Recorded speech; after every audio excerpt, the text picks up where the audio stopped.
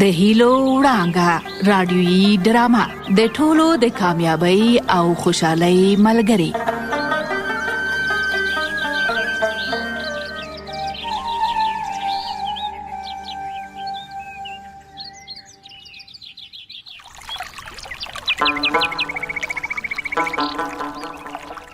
سلامونه او پیرزوینې.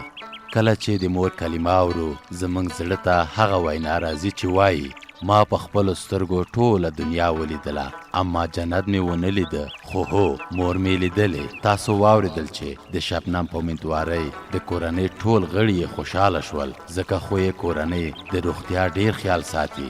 دا ځکه چې ورته ارزښت لري او څه چې ارزښت لري د هغه ساتنې ته توجه هم ډیره وي.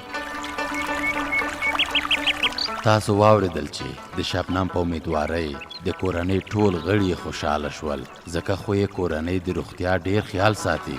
دا ځکه چې ورته ارزښت لري او څه چې ارزښت لري د هغه ساتنې ته توجه هم ډیره وي.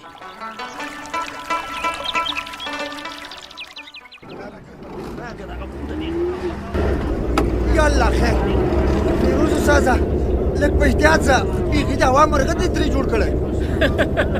غونچه ګله مه ویرېږه، سم سړک دی، ځان له څوکۍ سره کلک ونیسه.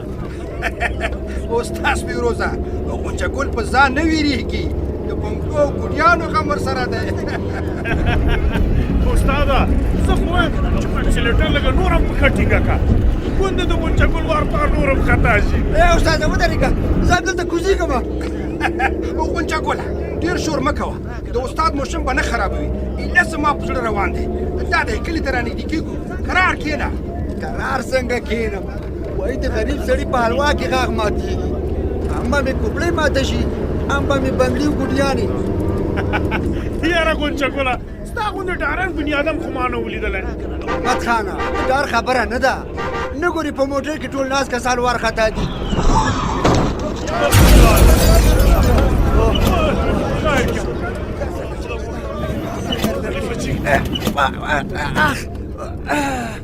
دا دی نه مې درته ویل ودې لیده، زړه دې یخ شو. وایم چپ شه غونچه ګله بدبخته، موټر سم روانو نظره دې کړ. وهلکه شاغه دا ټول ستا د لاسه. زما ګناهګار څه کړي دي استاد فیروزه؟ چپ شه، ډېرې خبرې به نه کوې. د موټر په چت دې هم بارونه وتړل، په چوکیو کې دې هم یو دوه کسانه اضافه کې نه ولیدي. ته صبر، موټر به یو ځل وګورم چې وازې ټایر پنچر شو که کمانې ماتې کړي. زر یې وګوره غونچه ګله، تاسو ټول د موټر راکښته شئ. خود به کوزېږو، د هوا مرغه دې ترې جوړ کړی و، اوس دې وزرې ور ماتې کړې. غونچو ګیا ډېرې خبرې مه کوه، دا سپېره بنګړي او سپېرې ګوډیانې دې زر کوزوه. دا سپېره نه دي، سپېره ستا موټرواني وه چې موټر دې دروند بار کړی و او احتیاط دې ورسره نه کوو. غونچه ګله استاد ښه درته وایي، شور دې نښلولی و، د استاد فیروز فکر دې خراب کړ. ماته مصیبته ته د کوم باغ بادرنګ یې هغه خبره نه کوې او بې ځایه د استاد پلوي کوې. هلکه شاغه څه یې مات کړي دي؟ استاده کمانې ماتې کړي دي او ټایر یې بچ کړی دی. خیر دی، دا شکر به وباسو چې موټر چپه نه شو، بیا به نه زما بنګړي روغ پاتې وو او نه دا سوارلی. استاده دا پیښه په یاد لاره، بیا بې احتیاطي مه کوه.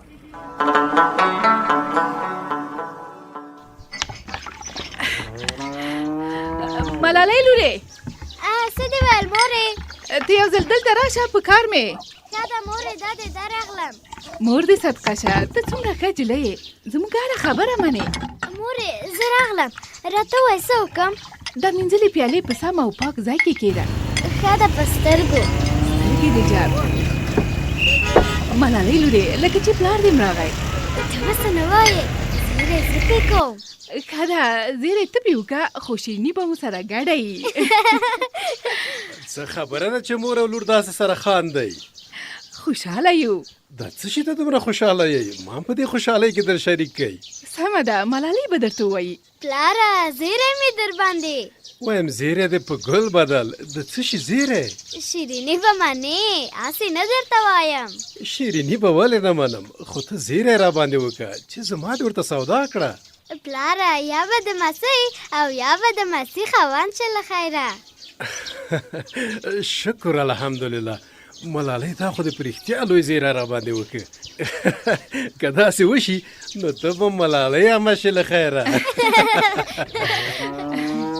پلاره که نجلۍ وکړه لږ ښه ښکلی نوم به پرېږدو. خود به ښکلی نوم پرېږدو. ښکلی نوم خو د هر ماشوم حق دی که نه؟ رښتیا صدیقې ډاکټرې ته ورغلې وی؟ او ډاکټر ویل چې شبنم امیدواره ده، ډیر پام به پې کوي. باید دا دی چې ډیر آرام وکړي، ځان ډیر ستړی نه کړي او ښه خواړه هم وخوري. دې ته اندېښنه مه کوئ، دا به هر څه کوو له خیره چې هم شبنم صحتمنده وي او هم یې ماشوم تندرسته وي. ډاکټر یوه بله خبره م وکړه. څه یې ویل؟ ویلې چې که شبنم ته څه تکلیف پیدا کېده نو بیا به له ډاکټرې سره مشوره کوئ. هو نو ډاکټرې ته به یې خامخا ورولو چې کوم خطر ورته پېښ نه شي. پلاره زما شیریني به څنګه شي؟ ملالۍ لورې، شیریني خو نغده چغ د رانه واخله، خو ته دا راته ووایه چې په شیریني کې څه غواړې؟ وړوکې خزانه. پوه نه شوم، وړوکې خزانه یې څه وي؟ هغه وړوکی منګوټی نه وي چې ماشوم پکې پیسې جمع کوي، هغه درته یادوي. ښه پوه شوم. نو ملالۍ ته په خزانه څه کوي؟ پیسې پکې جمع کوم. د څه شي لپاره پیسې پکې جمع کوي؟ څه شی پې اخلي؟ خو یو څه به پې اخلم. خو موږ ته ووایه چې بیا د خزانې په پیسو څه کوې؟ ګوډۍ او د لوبو شیان پې اخلم. نو ستا خو ډېرې نانځکې او ګوډیانې دي، په نورو څه کوې؟ ځان ته یې نه اخلم، نوي ماشوم ته یې اخلم. نام خدای دې وي ملالۍ، ډېره هوښیاره یې. سنګین خو هسې نه درته وایي چې ته د ماشومانو ملکه یې.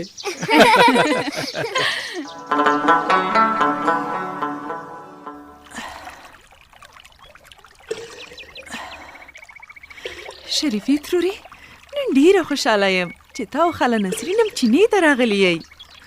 ګوره دا مرغۍ هم درته خوشحاله دي. پلوشې زه او نسرین به دومره بختورې نه یو چې مرغۍ دې هم راته خوشحالې شي. چې درته خوشحاله نه وای بیا یې داسې سندرې نه درته ویلې.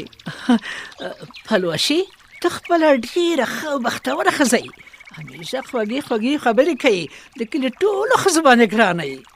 نسرینې پلوشه خو د چا خبره د کلي مالګه ده، دعا ورته کوو چې خدای دې د ښکلي ماشوم مور کړي. آمین آمین.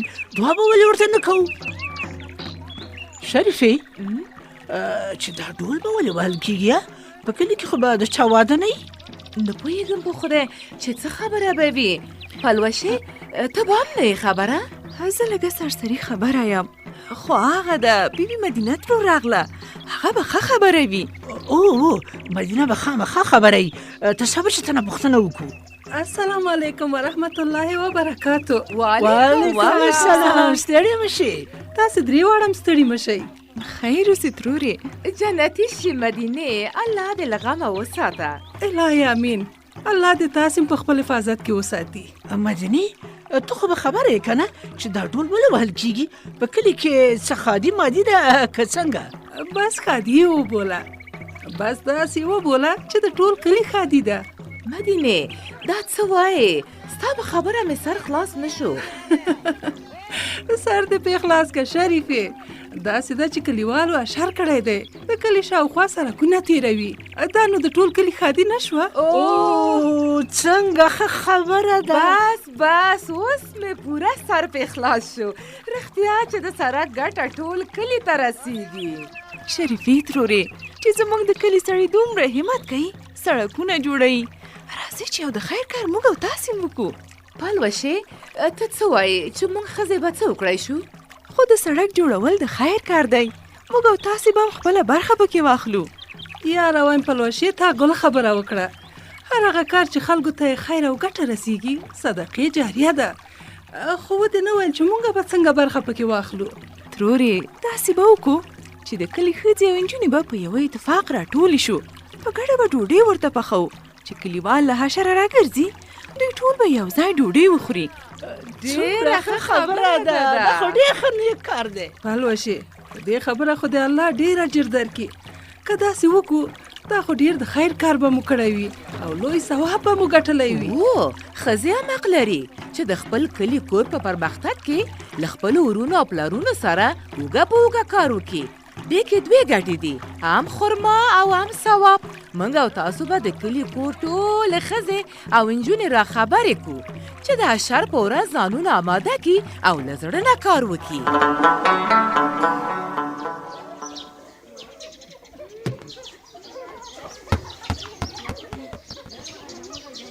خیالي لالا دغه میدان نه درته ښودو. اوهو نام خدای دې وي شمسه، دا ځای خو ډېر پاک دی، د ماشومانو د لوبو لپاره مناسب دی. هو ملالۍ او ګلالۍ هم دلته لوبې کوي. ښه ګوره شمسه، که تا هم په دې پاک ځای کې لوبې کولی او په خاورو دوړو کې نه لوبېدی نه به مریض کېدې. ورورکه تیر په هیر راځه چې توپ ولوبو. سمه ده لالا. داسې به وکړو چې توپ به یو بل ته غورځوو، له چا نه چې توپ پر ځمکه ولوېده هغه بل به یوه نمره ګټلې وي. بیخي مې خوښه ده، راځه. ښه نو بسم الله که توپ را وغورځوه. واخله. زه معلوم به شي چې څوک یې ګټي. دا ځل یې شوټ در باندې کوم. او ما ته د توپ ناڅاپي را وغورځاو، ځکه رانه ولوېدی. خیالي لالا بانې مه کوه، یو نمره مې وګټله. صبر، له خیالي ګوله چا لوبه نه ده ګټلې. اوس یې ګوره توپ درغی. دا د بېرته تا ته درغی. یاره شمسه ډېر تکړه شوی، دا خو بیا رانه ولوېده. خیالي کاکا شمس تا دلته راوستی دی. ملالۍ شمس اوس هوښیار شوی دی، په خپله یې ویل چې وروسته له دې په خاورو دوړو کې نه لوبېږي. شمسه رښتیا ته پخپله د لوبو لپاره دلته راغلی یې؟ هو ګلالۍ، ما ته ډاکټر ډېرې ښې خبرې وکړې. ډاکټر څه درته ویل؟ ویل یې چې خاوره او دوړو او ناپاکې اوبو مریض کړی. نو تا ناپاکې اوبه هم کله څښلې؟ هو کله چې مو د ډنډ غاړه کې لوبې کولې هماغه چټله اوبه مو څښلې. که شمس له تاسو سره دلته په دې پاک میدان کې لوبېدی بیا به ناروغه شوی نه و. موږ به شمس او نورو ماشومانو ته تل ویل چې دلته ولوبېږئ. ښه نو دوی نه در سره منله؟ هو لا به یې راپورې خندل چې تاسو خو ډاکټرانې نه یئ. ښه نو تاسو ته چا ویلي وو چې په ناپاکه ځایونو او خاورو دوړو کې لوبې ښې نه وي او ماشومان ناروغه کېږي؟ ما ته مې سنګي لالا ویلې وو، بیا ما او ګلالۍ شمس ته مو وویل. خیالي لالا ما ته ملالۍ ویلي وو خو ما ونه منله. اوس چې وپوهېدې په خاورو او دوړو کې مه لوبېږه، سمه ده؟ سمه ده، بیا به چیرې هم په خاورو او دوړو کې ونه لوبېږم. ملالۍ تاسو درې وړه دا خبرې نورو ماشومانو ته مو کوئ چې هغوی هم په پاکو ځایونو کې لوبې وکړي. که په خاورو او دوړو کې لوبې کوي مریضان به شي. ښه ده خیالي کاکا، موږ به ټولو ماشومانو ته دا خبره وکړو. ملالۍ تاسې لوبې نه کوئ؟ ولې نه، زه او ګلالۍ د میدان په بهر سر کې لوبې کوو. د څه شي لوبه کوئ؟ نانځکې ودو او په ټال کې زنګو. خیالي کاکا موږ هلته ځو، د خدای په امان. وایم په مخه مو ښه شه، خو ګورئ چې د شمس د ناروغۍ خبره نورو ماشومانو ته ورسوئ. ورته ووایئ چې دوی دې په خاورو دوړو کې نه لوبېږي، که نه مریضان به شي. سمه ده.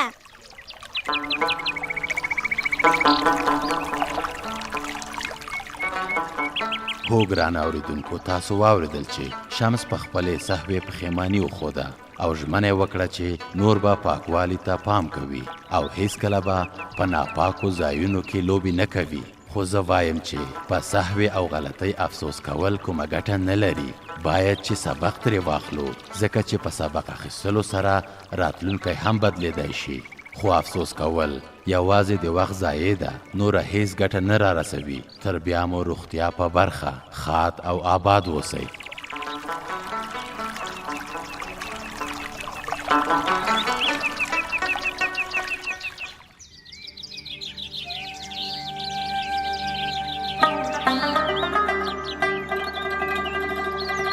د هیلو وړانګه رادیویي ډرامه د ټولو د کامیابی او خوشحالۍ ملګری.